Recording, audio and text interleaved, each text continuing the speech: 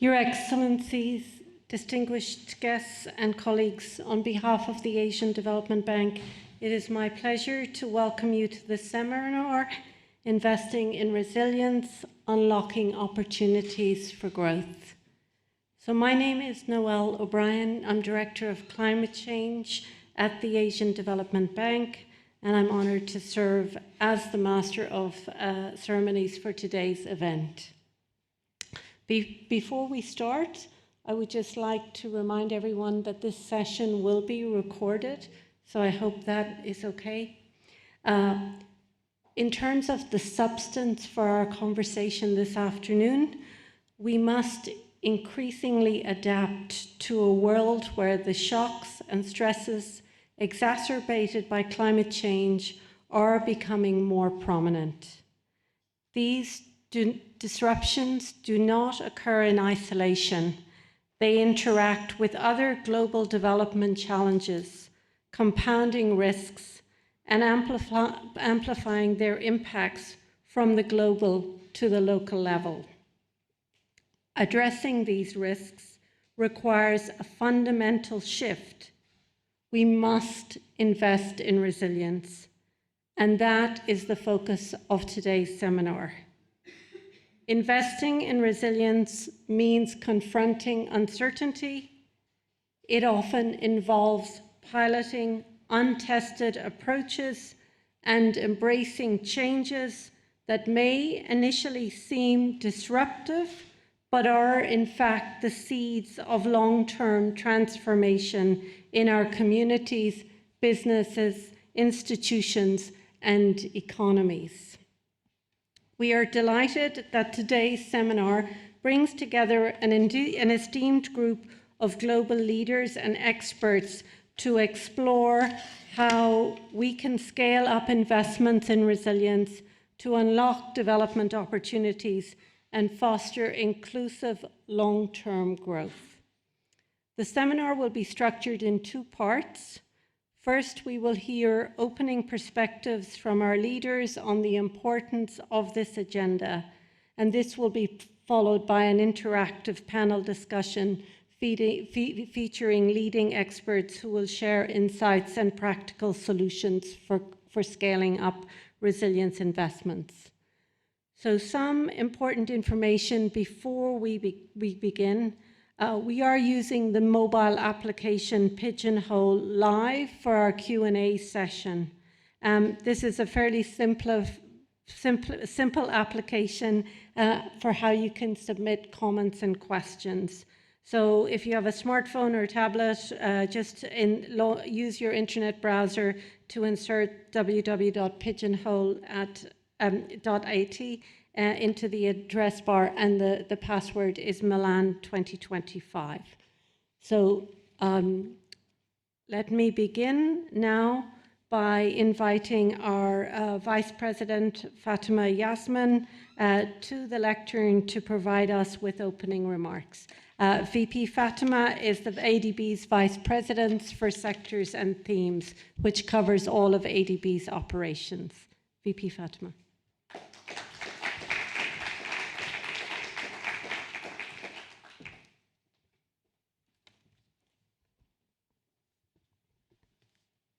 Thank you, Noelle. Your Excellencies, distinguished guests, a very good afternoon to you all. On behalf of the Asian Development Bank, let me welcome you all to this important seminar, Investing in Resilience, Unlocking Opportunities for Growth. Across the globe, the risks posed by natural hazards are intensifying, bringing far-reaching socio-economic consequences. These risks are not theoretical. They have direct and growing impacts on food and water security, health systems, infrastructure, ecosystems, and financial stability. Due to high vulnerability and profound repercussions for long-term development and poverty reduction, These impacts are more acute in developing countries across Asia and the Pacific. The economic toll of this risk are rising steadily, affecting everyone from national government to local communities. A failure to act decisively and failure to invest in resilience will compound the challenges. And as always, it is the poorest and the most vulnerable who will bear the greatest burden, thus threatening our hard-earned gains in poverty alleviation. Building resilient systems is essential for safeguarding communities and unlocking opportunities for investment and growth. However, despite the critical importance of resilience, current approaches to financing remain fragmented and short-term. Most interventions are project-based. They address immediate challenges without being fully integrated into broader development and fiscal planning. This limits ability to sustain progress in the long run. Moreover, the scale of investment to build resilience across critical systems remain insufficient. Based on recent ADB assessment, up to year 2030, developing countries in Asia and the Pacific need an annual amount of between $102 billion and $431 billion for adaptation. This amount is far higher than approximately $34 billion of adaptation finance, which was mobilized during 2021 to 2022. While public sector financing remains an essential source in order to bridge the significant investment gap, we must also explore the untapped potential of the private sector. Mobilizing private capital through better risk sharing, project structure, and regulation will be key to scaling up investments in resilience and addressing the investment gap.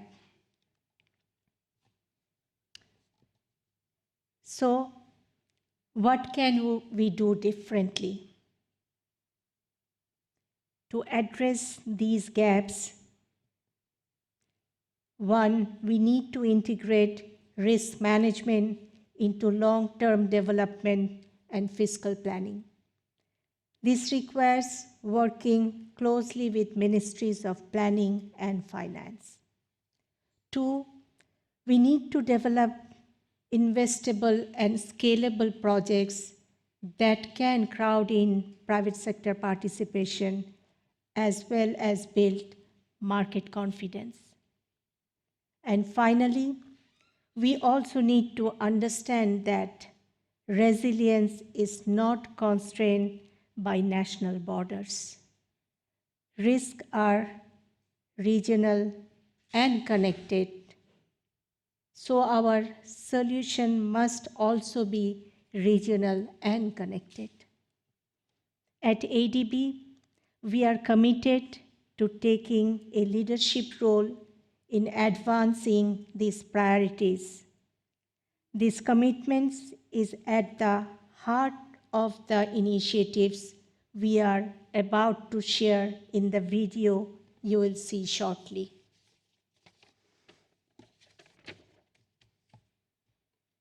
This seminar is a call to action for collaboration and innovation. Governments, the private sector, financial institutions, and development partners can collectively unlock the investments needed to build resilient systems for a more secure and sustainable future. Thank you.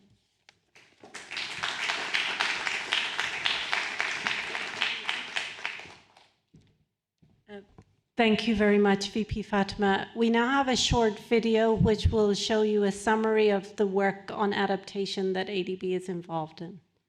Thank you.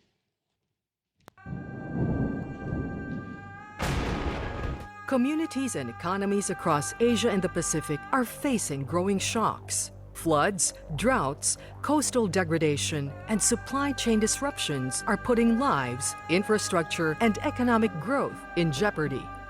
In Fiji, rising sea levels threatens the assets, livelihoods, and safety of coastal communities, forcing some to consider relocation.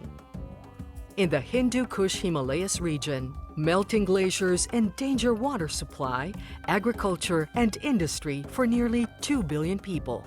In Thailand, drought is impacting rice production, with ripple effects reaching as far as Georgia. Countries must strengthen resilience, but the gap between needs and action remains vast. Private finance remains negligible. ADB is working with its developing member countries to strengthen resilience through 3 key areas. 1. Upstream support, translating national adaptation plans into investment programs. In Bhutan, this effort has enabled the government to identify bankable resilience investments in the water sector and integrate them into public investment and financial management systems supported by appropriate sources of public and private finance. 2. Midstream support, integrating risk and resilience considerations into national planning and fiscal systems. In Armenia, the Ministry of Finance is integrating the impact of natural hazards into macroeconomic modeling, helping shape smarter fiscal decisions. 3. Downstream support, financing targeted adaptation investments. In India, coastal resilience efforts are integrating hybrid and ecosystem-based solutions, with active participation from women, youth, and local communities.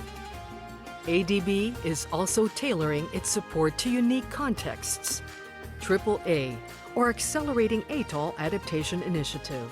In the Marshall Islands, ADB is helping the government implement key priorities from their National Adaptation Plan, such as adaptation to rising sea levels. Community Resilience Partnership Program, or CRPP. In Lao PDR, early warning systems are being linked to cash transfer programs to enhance the adaptive capacity of women beneficiaries. By working across sectors, systems, and borders, ADB is helping countries turn shocks into opportunities, solving complex challenges together, harnessing innovative financial tools and strategic partnerships to transform lives, build quality infrastructure, and safeguard our planet.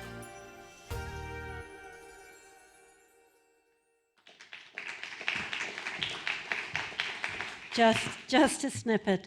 And now our host government was to be represented by Minister Gilberto Pichetto Fratin, the Minister of Environment and Energy Security from Italy, but he's unable to arrive in person, so he has shared a short video with us. So please request that now.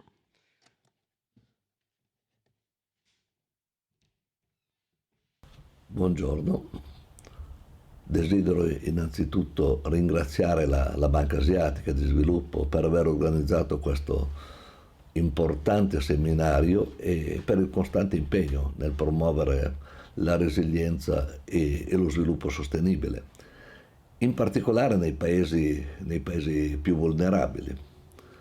Oggi ci troviamo ad affrontare una convergenza di crisi globali, cambiamenti climatici, insicurezza alimentare, scarsità d'acqua, rischi sanitari, quindi vulnerabilità delle infrastrutture e instabilità delle economie.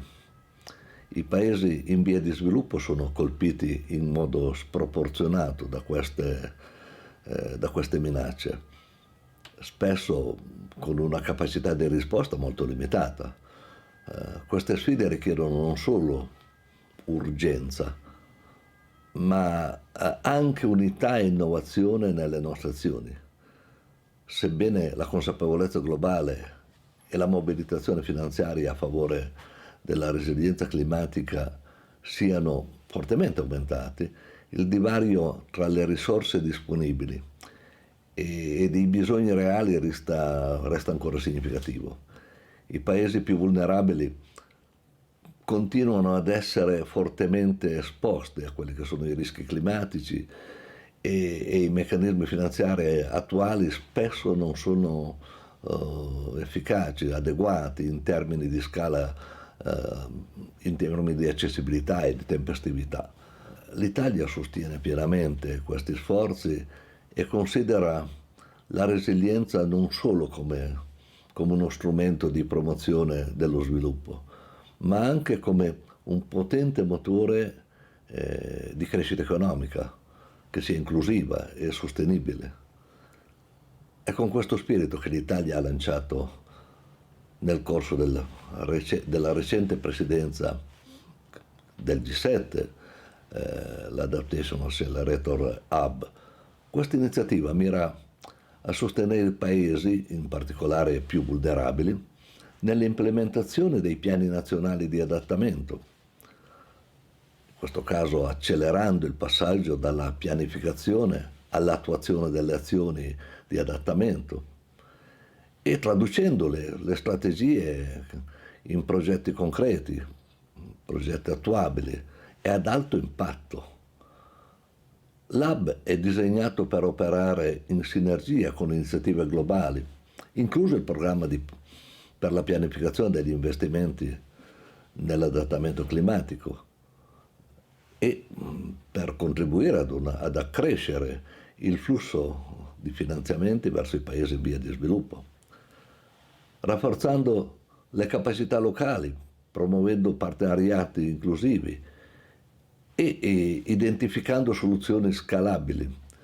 L'Hub facilita lo sviluppo di progetti solidi, coerenti con le priorità nazionali e in grado di attrarre investimenti pubblici e investimenti privati.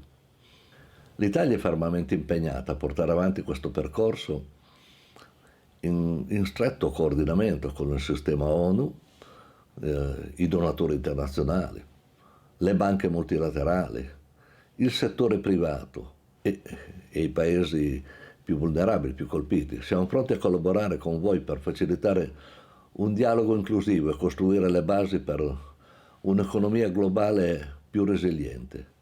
Per questo io vi ringrazio per l'attenzione e auguro buon lavoro.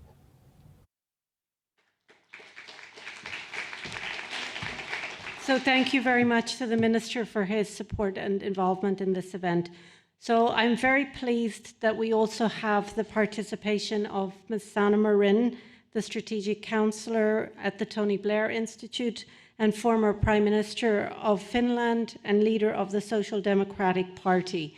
Ms. Marin will deliver a keynote address, and I know she has limited time with us today, so I'd like to invite her to the lectern. Thank you.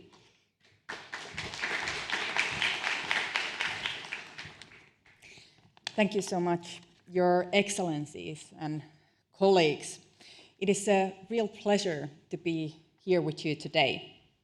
I come to this conversation not just a former head of government, but as someone deeply committed to helping today's leaders deliver prosperity, security, and opportunity to their people in a radically changing world, including, though, my role as a strategic counselor of the Tony Blair Institute for Global Change. As we at TBI have set out in a recent paper, we are living through the era of climate paradox. Awareness of the climate crisis has never been higher, and yet real action is faltering Even as floods, fires, and record temperatures dominate headlines, political will is receding. Trust in climate policy is waning, and global emissions continue to rise. The optimism of green growth has given way to the public skepticism and political hesitation. Too many people see climate action as a cost, not as a benefit, an agenda shaped for them, not with them. This must change. To move forward, we must leave behind the old climate playbook of moral appeals and enter the age of delivery, one grounded in bold, pragmatic solutions that deliver real results quickly. That means embracing disruption, technological, financial, and political, to reset the narrative and exploring new and innovative measures to reduce and capture emissions, including ramping up nature-based solutions, expanding power sources, and investing in direct air capture technologies. It also means facing the unavoidable. The climate has already changed, and communities across the world are living with the consequences. Even as we accelerate mitigation, we must place adaptation and resilience at the heart of our strategy, not as an afterthought, but as a frontline priority.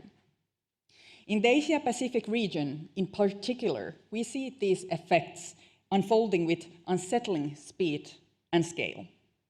This is the most disastrous-prone region in the world. Heat waves in Japan, typhoons in the Philippines, flooding in Pakistan, drought in the Mekong Basin, each of these events has brought with not only human strategy, but deep economic and fiscal disruption. As a result, these climate impacts are no longer just a concern of environment ministers or scientists, but are rapidly becoming the concern of finance ministers, central bank governors, and head of state. This is evidenced in the ongoing growth of the Coalition of Finance Ministers for Climate Action, which Finland was proud to launch in 2019 alongside with co-chairs Chile and government partners. Why? Because climate shocks are becoming economic shocks. They hit supply chains, infrastructure, food systems, and public finances. They destabilize investment climates. They disrupt growth. In 2023 alone, climate-related disasters cost the global economy $268 billion. And the estimate for GDP lost by 2050, if we don't adapt, up to 18%. This is not a political issue. This is a national interest issue, a development issue, a financial stability issue, and it's time we began treating it as such. The first truth we must accept is that even if we hit net zero tomorrow, some level of climate change is already locked in. The storms are getting stronger, the floods deeper, the heat more deadly. This means adaptation is not a fallback. It's not an environmental afterthought, it's a frontline economic strategy. But here's the problem. Adaptation remains underfunded and under-prioritized. Only 5% of global climate finance goes it today. This is partly because it is hard to define, but more importantly, because its success is invisible. It's measured by the disasters that don't happen, the lives not lost, the GDP not erased. We need to flip the script. Adaptation is not a cost, it's an insurance policy for the future, a smart investment in resilience, competitiveness, and long-term value. Adaptation should sit at the heart of economic planning, just like inflation forecasts or debt sustainability. It affects everything: agriculture, real estate, transport, insurance markets, soaring credit ratings. Ministers of finance should care because when resilience is weak, budgets balloon after disasters. When infrastructure isn't climate smart, growth falters. When the private sector can't insure its assets, capital stops flowing. Resilience is the difference between bouncing back and falling behind. And done right, it doesn't just protect, it can grow economies. The Global Commission on Adaptation estimates 1.8 trillion in adaptation investments by 2030 could generate over 7 trillion in net benefits. Early warning systems, resilient infrastructure, nature-based solutions, these investments don't just save lives, they deliver returns. Advancing action on adaptation must utilize two key levers, technology and finance. Technology is transforming what's possible. We now have AI-powered climate models, satellite analytics, digital twins of our cities and infrastructure, and machine learning for enhanced data processing. These tools allow governments to see risks with unprecedented clarity, to model the cost of inaction, and to prioritize investment accordingly. TPI is working directly with governments to use satellite imagery and machine learning to map risks such as droughts and rain-induced landslide risks, improving disaster preparedness and response, and inform budgeting and economic planning in real time. But data alone is not enough. Finance is the second part of the puzzle. And here too, the innovation is real. Resilience bonds, blended finance, resilience credits, these are new tools that help governments de-risk investment, crowd in private capital, and ensure public money goes further. The ADB has been at the forefront of climate resilience investment planning in the region. Its climate adaptation investment planning program supports countries to move from abstract adaptation plans to actionable, investable projects. And its innovative financial facility for climate in Asia and the Pacific, IFCAP, is helping unlock new resources of funding. How can leaders shift the paradigm to accelerate action in an increasingly uncertain world? First, embed climate risk into economic planning. This is not a job for the Environment Ministry alone. Ministries of Finance, Public Works, Agriculture, Housing and Health must all integrate climate risk into their plans, budgets and strategies. Second, use technology to prioritize spending. Data is only useful if it informs action. Governments must ensure they have interoperable real-time systems that connect climate risk with investment decisions. Third, adopt innovative financial tools to close the adaptation finance gap. This includes concessional finance, risk-sharing mechanisms, and new approaches like resilience dividends and resilience credits that help monetize avoided losses. And finally, create strong delivery systems. Resilience must reach the last mile. This means investing in early warning systems, community-based infrastructure, and the institutions that translate national strategy into local results. At TPI, we are working in over 40 countries, from Timor-Leste to Kenya to the Caribbean, helping governments design resilient economic strategies and protect pipelines, align data with policy, and bring technology into the heart of decision-making. We look forward to continue to do so with our partners in the Asia-Pacific region. Friends, this is a moment that calls for pragmatism and clear-headedness. We are moving into an era where resilience defines leadership, where adaptation is not just good governance, it's smart economics, and where the winners will be those who act first, plan long-term, and use the tools of the future to protect the prosperity of today. Let's move from climate rhetoric to concrete action. Thank you so much.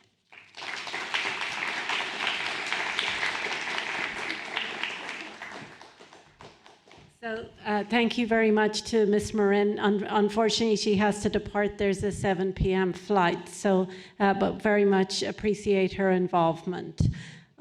So with that, we're going to move to the second part of today's session. So I'm very pleased to hand over to my colleague, Orgo Sinharoy, Orgo is the Director for Climate Change, leading ADB's adaptation work. Thank you.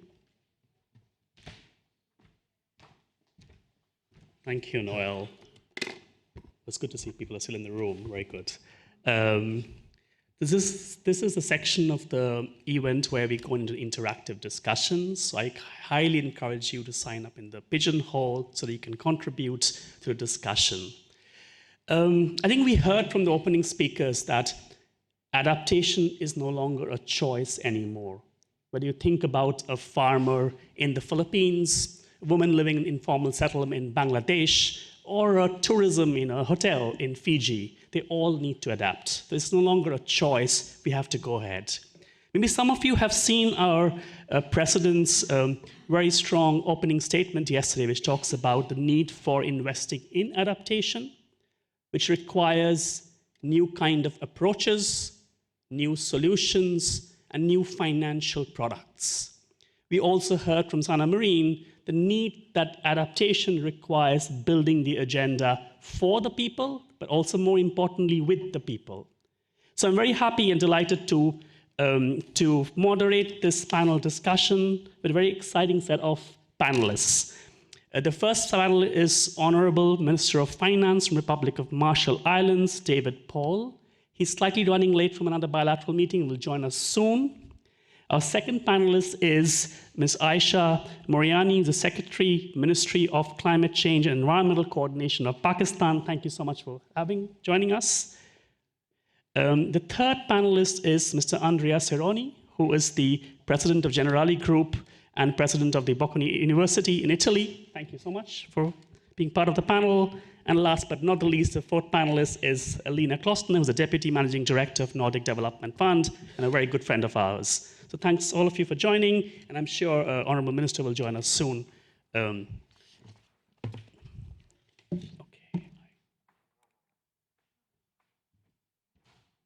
Okay, I prefer to moderate from here if that's okay. I think it's easier. No, you can sit here. It's fine.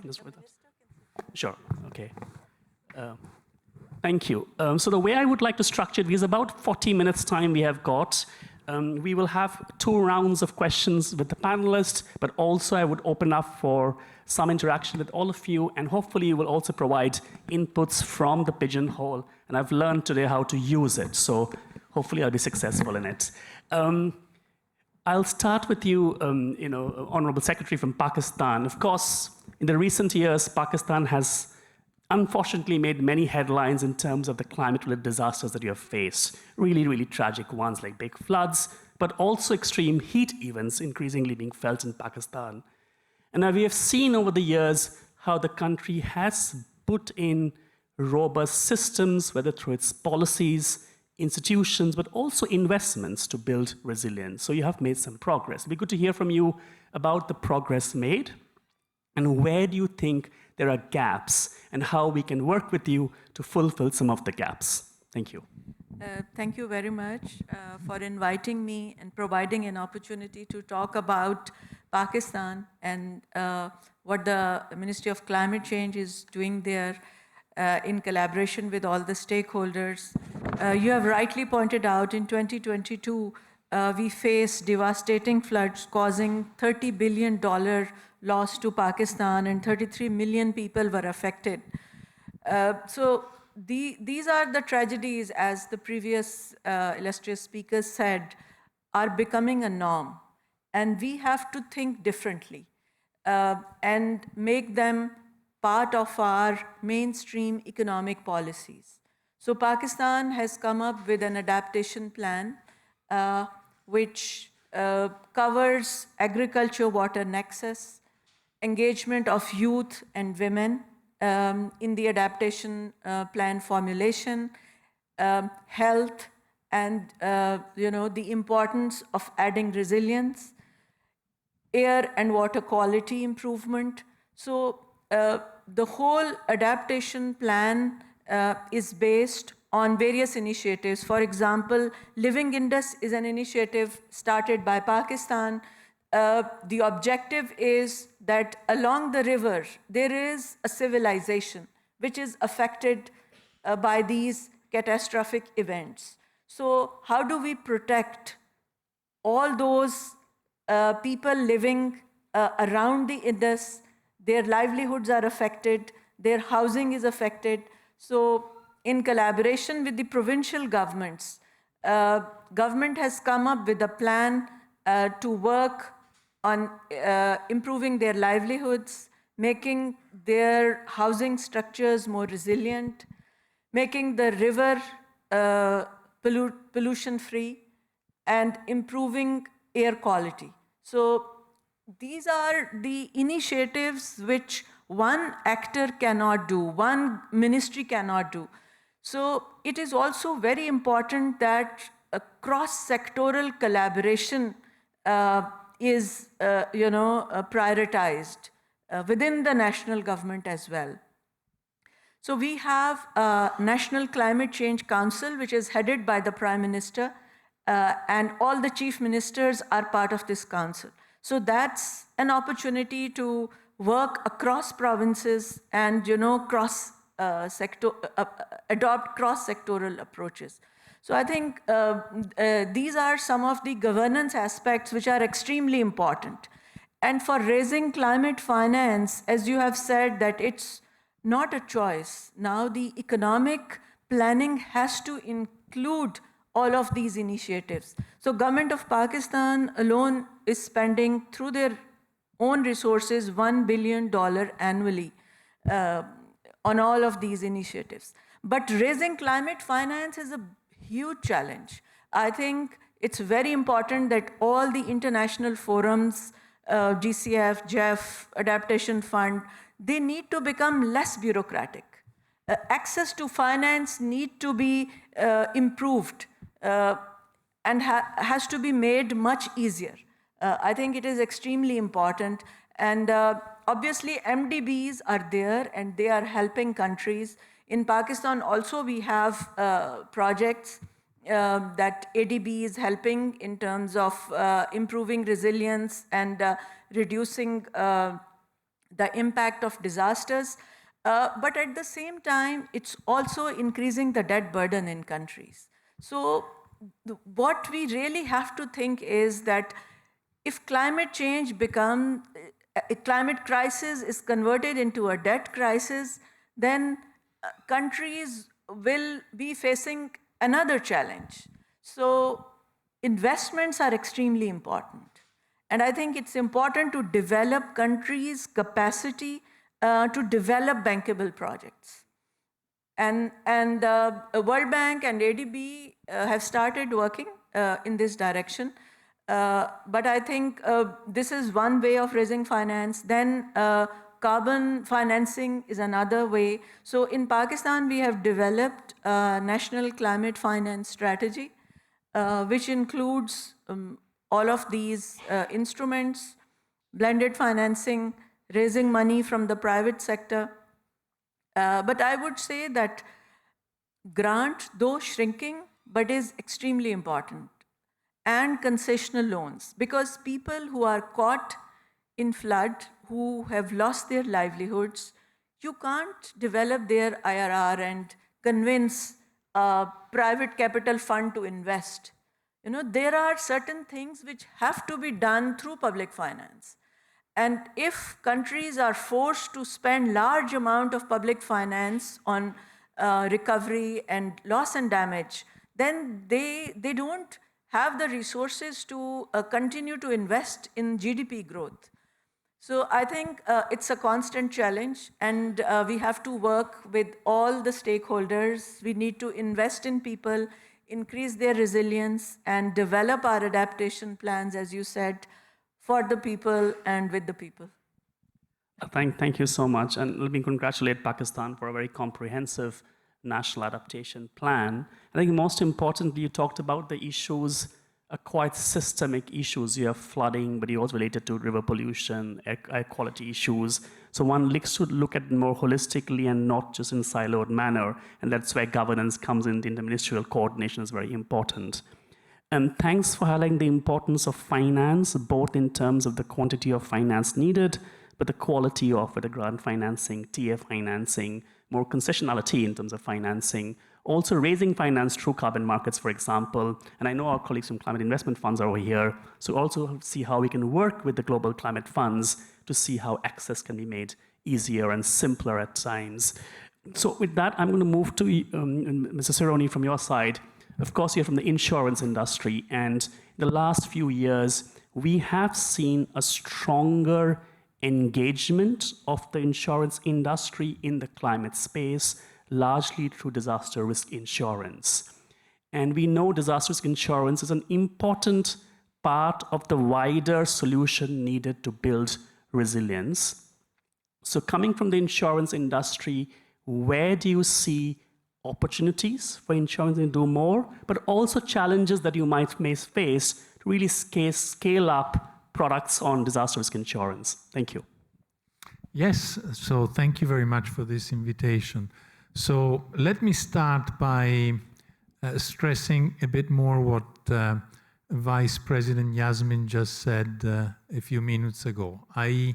the incidence and severity of NatCat events is increasing over time. In Asia, that is also true. And let me give you a couple of numbers. So the global NatCat losses in 2024 were approximately $320 billion, okay? Now, this compares with the 10-year average of 240. So it's continuously growing over time. Having said that, the amount of those losses that have been insured was approximately 43%, which means basically that more than 180 billion of losses were not covered by insurance. So you ask me what is the opportunity for the insurance industry? It's rather clear, right? What we believe it's crucial for those economies is especially the SME sector, which represent quite a significant portion of the economic system.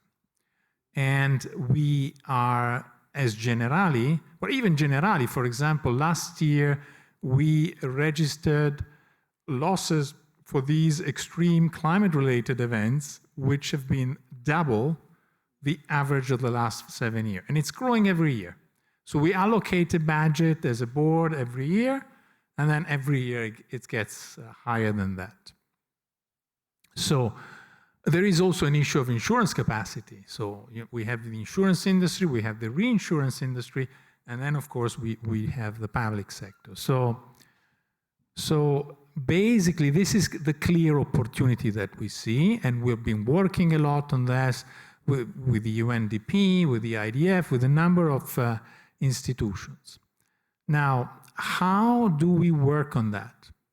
I think that, so first of all, let me say, what are the challenges? Well, you know, in some way they were also highlighted by Secretary Moriani. There is an issue of bureaucracy, there is an issue of data, because we provide our expertise, but in order to apply our expertise in risk measurement, we need data. Because if we have a lack of data, we are not able to, you know, properly price, measure risks, and so on, okay? There is an issue of regulation, which sometimes is not really in favor of the insurance industry coming in, and so on. And let me also say that the opportunity is not only insurance, but as you know, large insurance groups are typically large investors, especially when you have life insurance, okay? And we invest in infrastructure, and that's something you mentioned too, I mean, the opportunity to increase investment. So on both sides, we need more favorable regulation, we need data, and the way we work is typically through first innovation. We need to introduce innovative products that are simple, easy, that can be easily communicated to the SMEs, that allow also them to increase their awareness. That is the first step. They need to realize that they are exposed to those risks. Then once they realize that, then of course, then we are aware, then we can step in and give our contribution. For example, within the collaboration with UNDP, we set up this SME loss prevention framework, which is a digital tool that has been very successful in a number of countries. Generally, for example, is very active in China, in India, in the Philippines, in Malaysia, in Vietnam, in a number of countries in Asia, and we have quite significant ambitious plan to grow in Asia. And then, for example, we have this very nice annual event, which is what we call the SME Enterprise. It's a prize that we give, an award that we give every year to the best SMEs in terms of sustainability and capacity to deal with climate events. We've been doing that for some 5 years in Europe, but starting from this year, we'll do that also in Asia, starting from Malaysia. Same for the SME loss prevention framework. We started in Malaysia. This year we'll extend it to India, to Thailand. So there are very significant plans. Thank you. Thank you so much. I think it's important to recognize, you rightly talked about the limited insurance penetration largely in developing economies, but also an important point about is climate risk kind of outpacing the capacity of the insurance industry itself. The way risk is increasing, the capacity also needs to be further strengthened. Thanks for highlighting the importance of improved governance setup, issues around government regulations and policies, and the gaps in data. And a bit of a pitch over here on the ground level 0, there is a big disaster risk analytics hubs booth there, which we are showing how government data can help you in decision making, which is very, very important. So please do visit if you have time there at the booth. So thanks for that. You importantly highlight the importance of innovation, and that can lead to Lena, to your question about innovation. I mean, NDF is known for financing innovation, and we know for building resilience, innovation is very important because we really don't know what the solution is going to look like. And financing innovation sometimes also means, yes, hopefully financing for successful outcomes, but sometimes outcomes are not successful also, and there's a learning there also. But as a financial institution, how do you convince to put money behind innovation when you don't know the success rate always? And what are some of the lessons you have learned from financing innovative products and services for resilience? Thank you. Thank you, Argo, and thank you very much for inviting me for this super interesting panel. I mean, at the NDF, resilience, adaptation, climate change, that is at the heart of our strategy. That's all we do. We are a Nordic, what I would call the mini IFI, mini international finance institution. We are a niche player that works with concessional capital. We can do different instruments. We can provide loans, grants, equity, or any combinations of these. And we can provide these financing tools for the public sector projects and for the private sector projects, which is an area which is really growing at the moment. And ADB has been a very, very solid partner of ours since the introduction of our climate mandate, which happened in 2009. So we have a nice portfolio of historically more than 20 loan finance projects and over 30 grant financed projects that focus largely on climate change adaptation.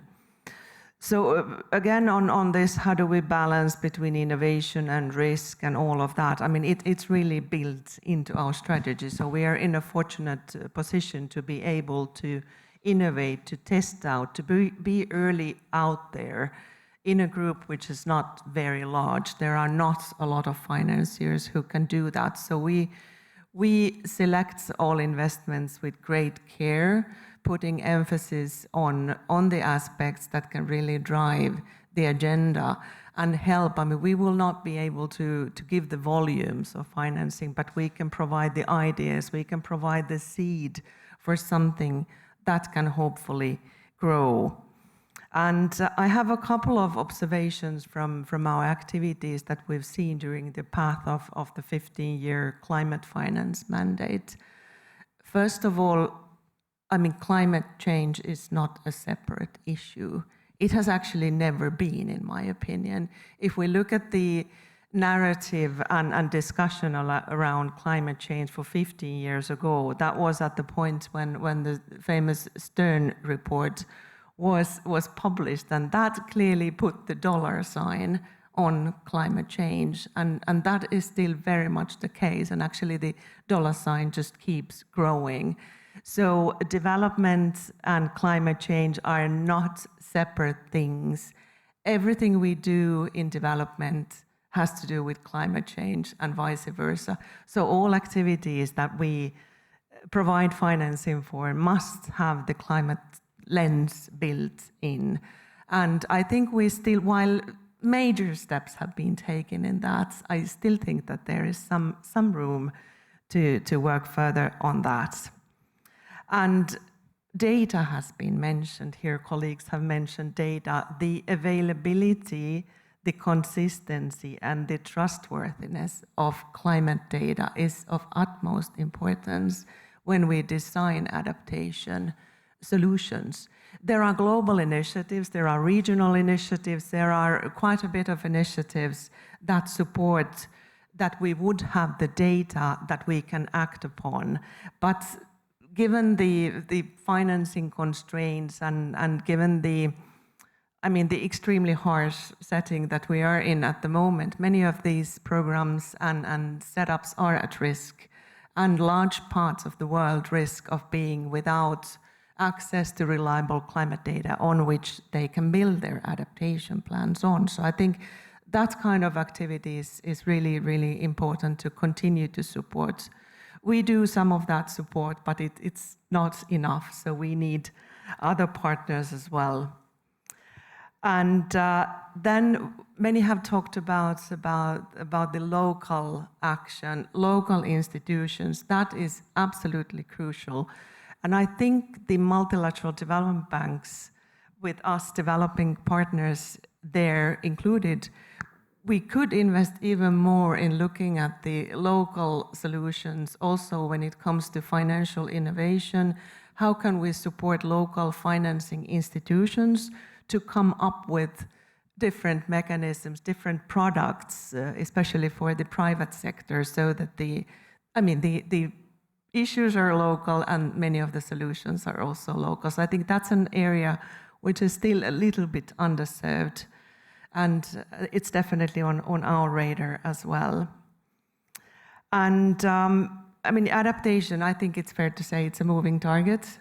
We know a lot of things today on the basis of the data that we have, but still things are moving forward a lot quicker than none of us actually can think of. And there might be already sort of elements and phenomena that we don't understand fully. So when we plan for adaptation action response, we need to learn as we go. We don't have the time to wait until the end of each investment or investment funds in the private sector, which can have a lifetime of 30 years. We don't have the time to wait, so we must learn as we go. And I think that's something that we all, regardless of whether we are public sector or private sector operators, we can work together on that. And finally, many colleagues have already here today mentioned that the ecosystem of financing is really fragmented. Also, the ecosystem for responses is fragmented. So, and at least from the Nordic Development Fund side, we want to contribute to the non-fragmentation, the harmonization, by partnering up with institutions like the Asian Development Bank, so that we can pool financing for a joint response, so that we don't create our own projects, our own facilities, sort of not separated from the big streams. I think that serves the interest of many. And the access to finance, that is a super important thing. I fully can relate to the sentiments of many of those needing the financing, that the ecosystem is really difficult to navigate. We must do something about this. And I think some of the ideas of really building sort of comprehensive investment streams around countries, around regions, which all donors can then relate to and pick relevant financing from, I think that's a good way to start on-ramping this fragmentation that we have. Thank you. Thank you, Lina. I wonder if you guys have exchanged your notes, because it's so good to see the similar kind of points coming up. You talked about the importance of climate and development, talked about economic development, and essentially data came up again. Looking at localized financial institutions, localized private sector like MSMEs came up again, and the importance of harmonizing or reducing the fragmentation of the wider financial architecture. We're still waiting for Honorable Minister of Marshall Islands to come in, but I think I will pause for 2 minutes, take a couple of questions from the audience to make it a bit more interactive before I go into the second round, if that's okay. So if anybody wants to come in, have specific questions or suggestions on the topic of adaptation and resilience, please do raise your hand. If you have a question targeted to a specific panelist, please do mention it.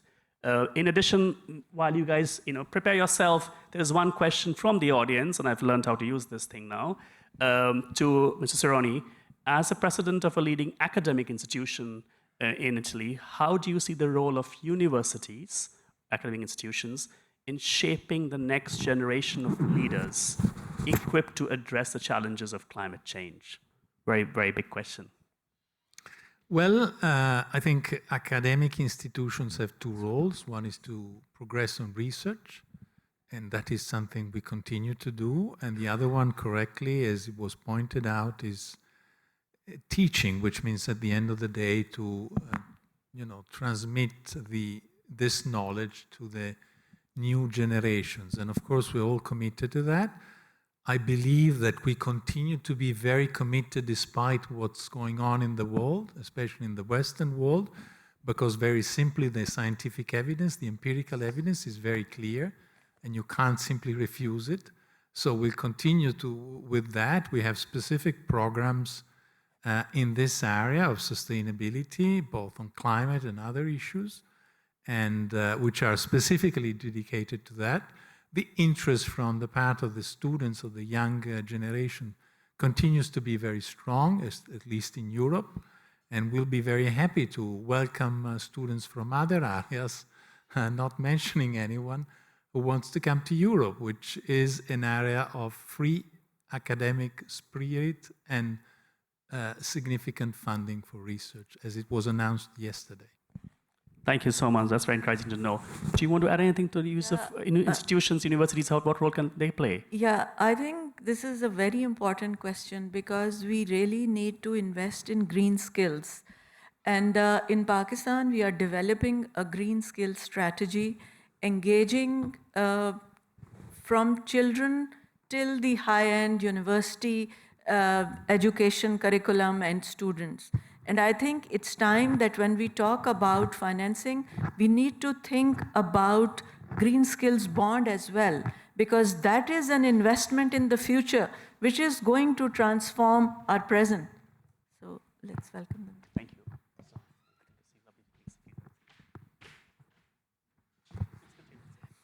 And for this, we are engaged with the COP30 presidency. And Pakistan championed the importance of green skills in COP29. And we are among the champion countries who are going to talk about it in COP30 also. German government is very keen to take it forward. UK has indicated a lot of interest. ADB is also partner of this initiative. So I think this is a very important component of the resilience and economic growth. We need to invest in green skills. If we have EVs and renewable energy, we need to train people in the developing countries who can not just deal with the batteries waste, which will be there on the roads in the next 8 to 9 years, but should be able to understand and develop local solutions, as highlighted by the speaker, that I think the innovation that we need in countries who are facing these challenges, local solutions would require investment in skills. I think, thank you. Thanks for raising it. I think often we argue in ADB also investing in education is really transformative. And we talk about transformational adaptations. For me, investing in education, whether it's school education, skills building, vocational training, is really the way to pave communities, specifically vulnerable communities, to find decent jobs that are relevant for the future. Thank you, Honourable Minister, for coming and joining us. Really appreciate that. We were just having a conversation around the progress that countries and institutions have made in building resilience. And I must congratulate Marshall Islands for being one of the fantastic national adaptation plans that they have endorsed. If you have not read it, please do read it. I do want to raise a question because your adaptation plan is very comprehensive, it's very ambitious. And of course, which means it requires financing, but financing that is long-term, that is programmatic financing and not just discrete projects here and there. So from your perspective, what kind of changes are needed in the financial system, whether at a national level or in a regional or global level, that can allow you to implement your adaptation plan in a long-term programmatic manner? Any guidance, suggestions from your side? Thank you. Thank you, and good afternoon to everyone. I would like to apologize for the mixed up in schedule. I had another obligation met with the president of ADB, so our schedule kind of mixed up, but I didn't want to keep you guys waiting. I know that everyone is very busy, so I'm going to be very brief as far as the questions with respect to the Marshall Islands National Adaptation Plan. And we have a very ambitious plan. Our plan, if you really look at it, is about a $9 billion plan because it encompasses so many things. And one of the biggest price tag in that plan is actually land reclamation. Because if you look at all the studies that are being shown throughout the globe, is that if things continues the way they are going, the entire Republic of the Marshalls will be submerged by the turn of the century. So I think we just don't have time to sit on our laps and waiting for help to come to us. Because honestly speaking, if you really look at the international efforts to mobilize financing, since the Paris Agreement came into being in 2015, there were pledges made for to capitalize the Green Climate Fund. Now, we know that the Green Climate Fund is actually undercapitalized. So that is number one. The other fund that we have come to know after the last few COPs is the Loss and Damage Fund. Now, we have not yet fully capitalized the requirements and the pledges that were made, and we have yet to see in real money to go into that fund, and now we are venturing into another fund. And a small country like the Marshalls, who must survive, cannot sit around and wait and depend on these mobilization of these international financing mechanism. So we came up with this national adaptation plan to see how we can be able to chart our own course to, determine and define our own survival. And it's quite ambitious, but I think the biggest price tag, as I say, is the land reclamation, which is a $9 billion price tag. And where are we on that? We're not even close, and I got to be honest with you. But it doesn't mean that we are sitting on our laps and waiting for help to come around. We are actually trying our very best from what we can with what we have to mobilize resources domestically and internationally. So we've actually come up with legislation in Parliament to create the what we call the Marshall Islands Adaptation and Resiliency Fund, on what we call the MIRA Fund. And our aim is to raise as much as possible amount of capital to be able to implement that NAP, National Adaptation Plan. So, I mean, we are doing so many things within the country, whether we do domestic resource mobilization, we're doing reform on all our tax system so we can, collect more taxes through efficiencies, innovate and bring more investment so we can, generate economic activity so we can get more, generate more domestic revenue to capitalize this fund. We are in the process of issuing the first ever digital sovereign bond, which will actually, it's going to be like a stable coin, 1-to-1, and it will be fully collateralized by US Treasury bond. So for example, if you buy it, I'll take the proceed and I will invest in US Treasury bond. And then you and I will split the proceed from the risk-free rate, the interest-free rate, and it will be, half of it will go towards the bondholder and half of it will come to our resilience trust fund. So those are the kind of innovative financing we're doing.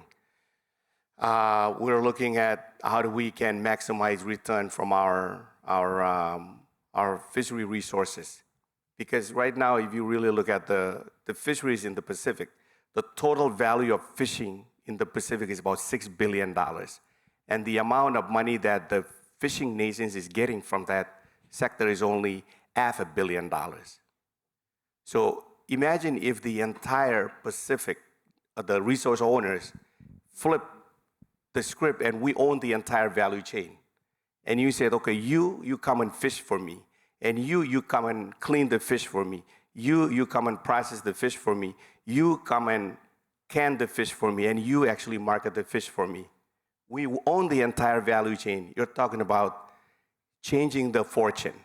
And these are the kind of innovative initiatives that we're doing, we're trying to do in order to flip the script and so we no longer can be at the mercy of the international, global financial system, and we can actually determine our own destiny.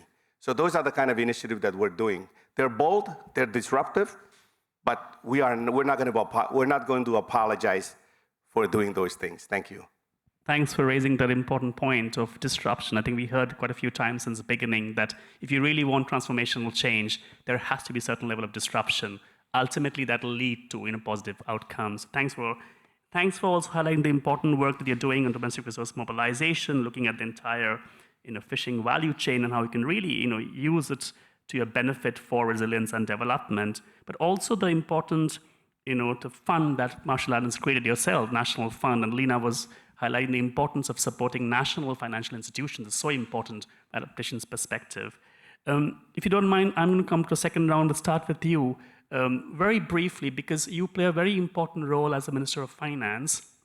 And earlier session, the opening speakers, they talked about the real important role ministries of finance can play in steering the adaptation discussion towards resilient development and growth.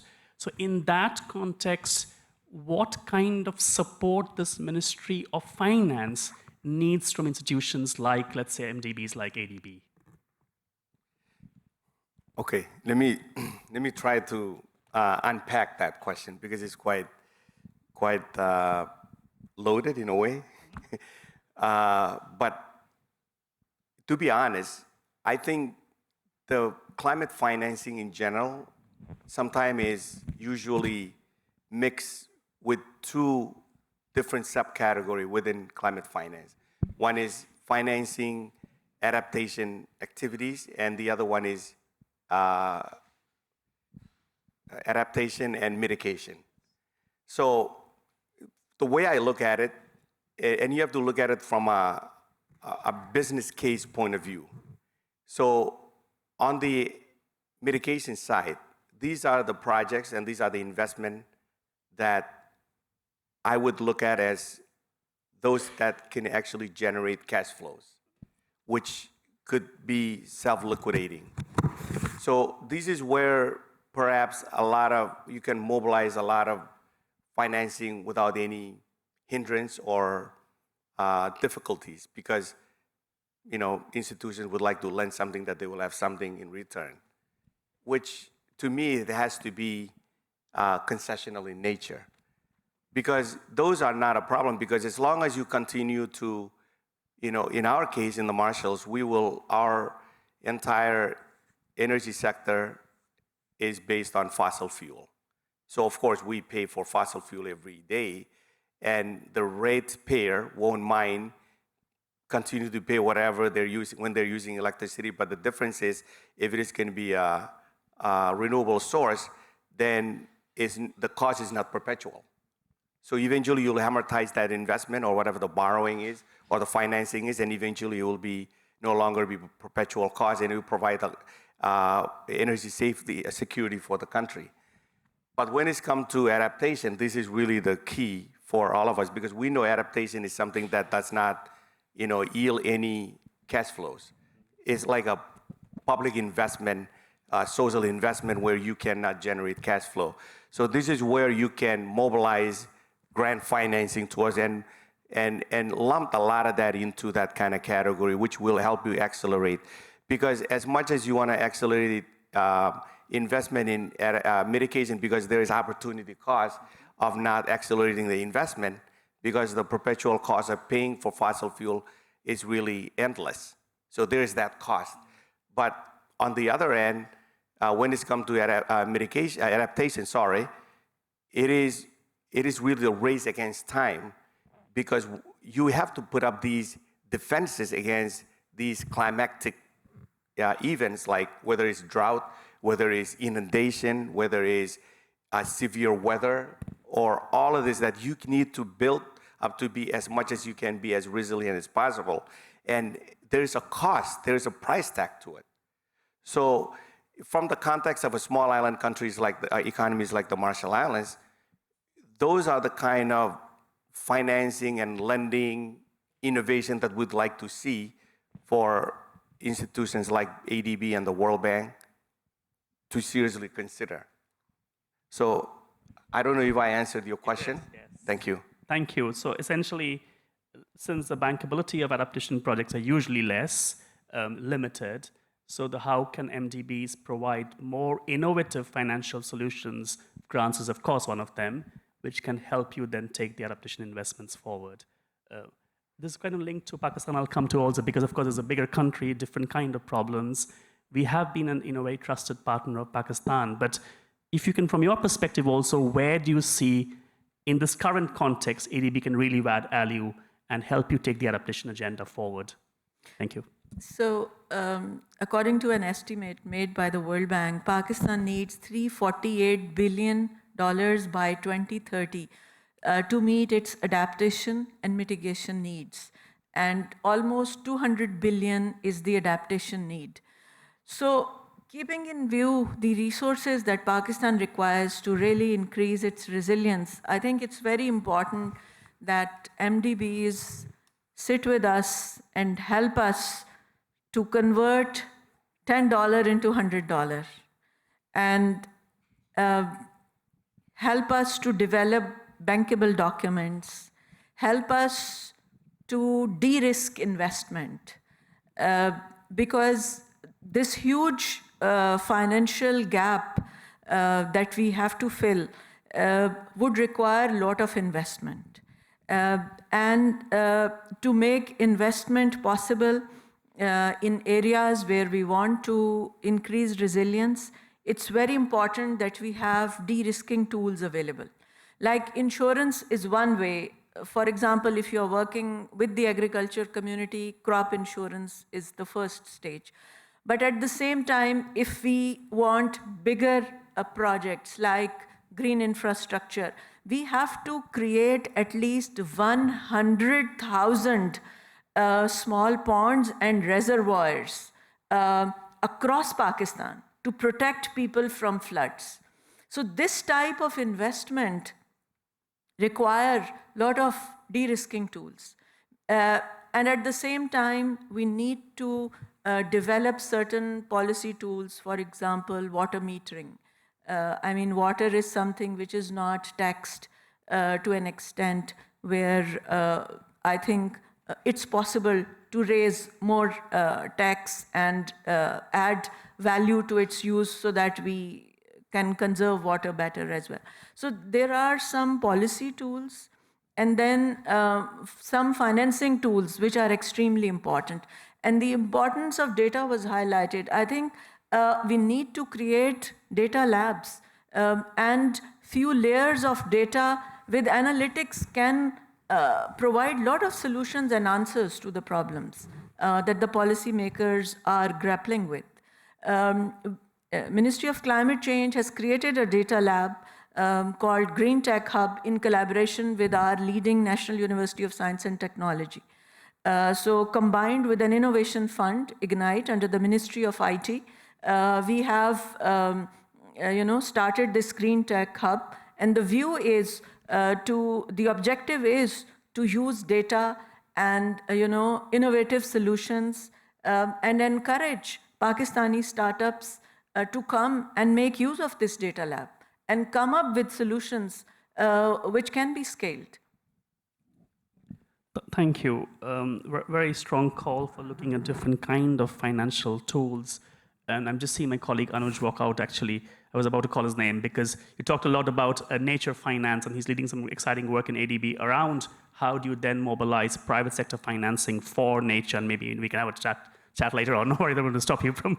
So that's very important. Also, the importance of looking at some of the policy reforms like water metering you talked about. I think that's very fundamental and important. And de-risking is, of course, an insurance you talked about. So I'll go to you, Mrs. Sironi, now. So at ADB, of course, as a multilateral development bank, we provide financing. But I think beyond financing, we play an important role in helping countries with the right kind of policy reforms. Really that reforms that help unlock opportunities of private sector to come in. So from your perspective, again, where do you see a partnership with multilateral development banks like us, where insurance industries, and we can work together more to help unlock the challenges that you're facing? Thank you. Yeah, thank you. I think that would be related to the challenges that I mentioned earlier. So yes, I would see clearly the expertise and resources of institutions like ADB to first of all, advocacy for policy reforms. And I think in that case, if I look at our perspective, it would be to reduce the barriers for entry for insurance, for the private sector, both in terms of insurance and investment. The second, I would say, it's capacity building. So in some way, technical assistance and training for government officials, for insurance stakeholders. So, in order to favor, once again, the understanding, the awareness, that I think it's another area. A third one, of course, would be very consistent with your mission, i.e. financial support. I think that, as I mentioned earlier, with this continuous growth in Nat Cat losses, there is an issue of insurance capacity. So the insurance industry, despite being very large, very capitalized, has a limited capacity because, of course, these are systemic events. So yes, the insurance industry can play a role, the reinsurance industry can play a role, but to give you an idea, ourselves, we reinsure a significant amount of those risks. The price of this reinsurance has gone up significantly in the last few years, and even the capacity of the reinsurance industry. So there is a clear need, fourth point, public-private partnerships. And here, the role of institution like yours to provide some kind of guarantee for losses above a certain threshold or things like that. And finally, the point that was just raised, i.e., as I mentioned earlier, data, research and data. To help us in build this kind of very important necessary condition for us to play a role. Thank you. Advocacy, capacity building, importance of public-private partnership, and using all our financial instruments like guarantees and data. I will move to Lena for you, and you do have a question for you also over here, so I'm going to club both the questions together, if that's okay. One is NDF, Nordic Development Fund, is known for early stage financing, right? You really want to come in before anybody else can come in, and that's very rare to find in the financial. Oops, this is going to vanish. The question vanished from here. So I think so. In that context, what experience do you have from early stage financing for adaptation, and where do you see a value in partnering with us? And I think the question to you was, when you work in smaller economies like small island developing states, how do you then make sure, these countries need capacity building, institutional strengthening? So how do you see that coming in, and where does it feature in your wider strategy? Thank you. Thanks a lot, Argo. Indeed, I mean, early stage, that's specifically mentioned in our strategy. So we're mandated to work with early stage, and often early stage means risk. I mean, if you engage in public sector projects, the risk that exists might be that there's a little bit of uncertainty. Is this a solution that will work? Will an initial injection of small-scale funding, will it actually lead to a bigger scaled-up investment and be beneficial in that way? And then, of course, when we talk about private sector investments, it's a whole different story. We could talk, for many hours about that, but it's an area where we have experimented quite a lot, how to use concessional financing to catalyze and leverage private financing for different climate change interventions. And we have selected a path through which we invest through financial intermediaries, through investment funds mainly, not directly to companies. But in these, investment funds, it is typically about risk. I mean, other financiers are not willing to come on board in these type of novel, or in a novel way directed funds unless there is somebody who can cover and share some of that risk. So that's definitely a learning of, early stage. We are the ones who take the hit if things go, so to say, wrong. And unless this kind of financing exists, I mean, these funds would probably not exist. And there, of course, the learnings are only accumulating as we speak.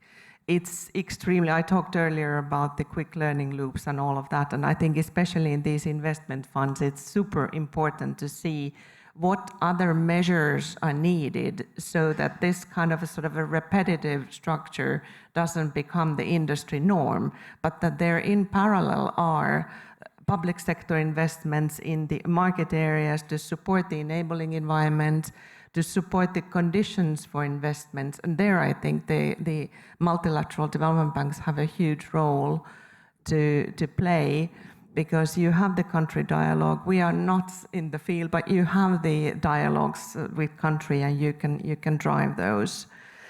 So we start accumulating experiences from early stage financing.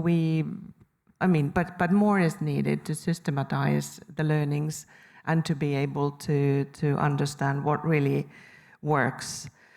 Can you please repeat the question? That was about... So when you're supporting smaller countries, small island developing states, and capacity building, institutional strengthening, it's very key in those countries also. Sure. So how do you go about that? Yeah. Yes, capacity building is very often a part of our financing package.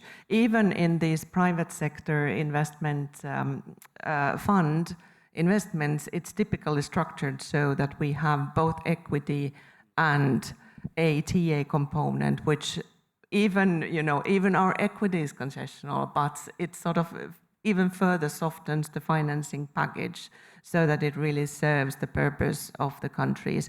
And of course, for small island developing states, other extremely vulnerable regions and countries, we would be perfectly happy to provide full grant support. So that's absolutely sure. Thank you. Thank you. That's very important. And thanks for consistently highlighting the importance of capturing learning and learning from it. Because adaptation, as you rightly said, is a moving target. It's never going to be completed. We have to keep on learning and shifting. I do want to open up for the last 2 minutes, couple of questions. If anybody wants to raise your hands and have a specific question for a panelist, please. We still have half an hour left for the dinner, so you will not get food now. Anybody, please. Or if you want to share anything on adaptation resilience you're doing in your country. Yes, please. Maybe, yes, you can take my microphone if that's okay. Yeah, you can take this, it's okay. Thank you so much. I'm Jitendra Sarawgi, public accountant from India. I just want to have a question with the Fiji. Just as you said that if I invest in your bonds, and then you will be investing that money into the US Treasury bond. So how you will use that proceeds for your adaptation fund? Because the money has been invested, so where do you left with the money? Yeah, well, thank you for the question. And so the market that we're trying to penetrate is actually the stable coin market, which is over $200 billion globally today. And those stablecoin holders do not accrue any yield on their holdings because that's part of the SEC rule that when you are issuing, especially if it's from a private issuer, then you are not allowed to earn any yields on that. We, as a sovereign entity, we are able to issue digital sovereign bond, which is considered to be stable coin in nature. And it's really a one-to-one and is a fully collateralized debt, if you really look at it. And the proceed that I take from whoever is going to be buying it, I'll take it and will invest in US Treasury bond. And then the US Treasury bond will be whatever the yield is on earning the interest on the Treasury bond. Then based on the arrangement, how you're going to be paying the bondholder, whether it's 50% of whatever the earning is, it will be remitted into their holding, so their value of their holding will appreciate, and then the other 50% will be retained by the issuer. And that's how you're going to be able to capitalize that resiliency fund. And that's one of the mechanisms that we're looking at doing as part of the program. Thank you. Thank you. That's very innovative. Any last questions? If not, we have come to the end of the session. I will not dare to summarize as such, but I think there are three larger set of suggestions I heard from the panelists and also the speakers from the very opening session. One is, adaptation being a moving target. It's important for us to constantly think about solutions out of the box and learn from the solution and make changes and adjust. And thinking at a systemic level, it's not just about one particular project, but the entire value chain, and how can we use that systemic thinking to derive all opportunities. That's the first takeaway. The second is we do have in our own institutions, countries, a range of financing instruments. Maybe they have not always been used for adaptation in the past, but with slight innovation, one can start thinking about using it with separate policy in institutions, financing, looking at de-risking solutions, looking at, of course, grant, concession lending, we all know about it, innovative tools like bonds, etc. So I think that has to be maximized its use. And the third bit is, of course, there has to be a larger enabling environment in the governments, in countries, where there's the right data, the right institutional mechanism. You talked about regulatory framework, the policy framework, advocacy is also required, and awareness in every single stakeholder, starting from communities to local governments to national governments, is absolutely critical. This can only happen when we work together and moving this agenda forward. So with that, thank you so much, all of you, for joining the panel. Maybe a big round of applause for the panelists. And thanks to all of you for joining this session. Please do join for the President's dinner at 6:30 at level 0, right? Yes, great. Thank you so much.